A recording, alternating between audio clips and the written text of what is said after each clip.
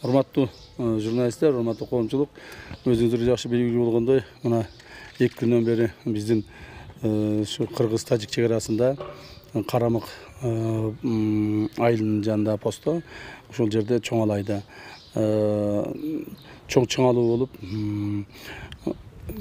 болуп аткан, ал боюнча кантип чаралар көрүлгөнүн баарыңыздар көрдүңүздөр, билесиздер.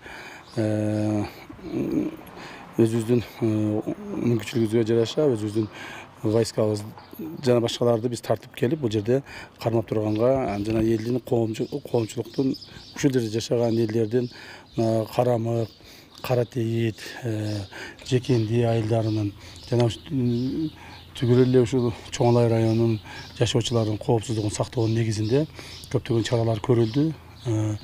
Элдер ушул жердеги 3-4 айыл көчүрүлдү. Эми ушул чаралардын баардыгы 2 күн ичинде көрүлгөн болчу. Бүгүн кечеден бери биз ушу коңшу тажик тараптын чек ара маселелери боюнча өкмөттүк комиссиясынын төрагасы генерал полковник Ятимов Саймен Саттарович менен жолугушууларды жана сүйлөшүүлөрдү жүргүзүп келдик. Кечээки жүргүзгөн сүйлөшүүлөрүбүз майнапсыз болгон. Ошонун негизинде биз элди көчүрүүгө мажбур болгонбуз. Бирок бүгүн кайрадан ошо жолугушуулар уланып, мына эртең менен бери бир нече жолу жолугушуп, азыр гана Бишкек убактысы менен саат 1-де гана жолугушуу бүттү. Ошонун негизинде жолугушуунун жыйынтыгы боюнча жолугушуу мындай майнаптуу болду деп айтсам болот. Себеби дегенде биз сүйлөштүк, келишим кылдык, келишип алдык. Жана ошол келишкендерибиз чогуу бир протокол кабыл алдык. Ошол протоколдун баардыгы 1-2 сааттан кийин биз коомчулукка жарыялайбыз. Коомчулук баарын угат, көрөт. Ал жерде 7-8 пункттан турган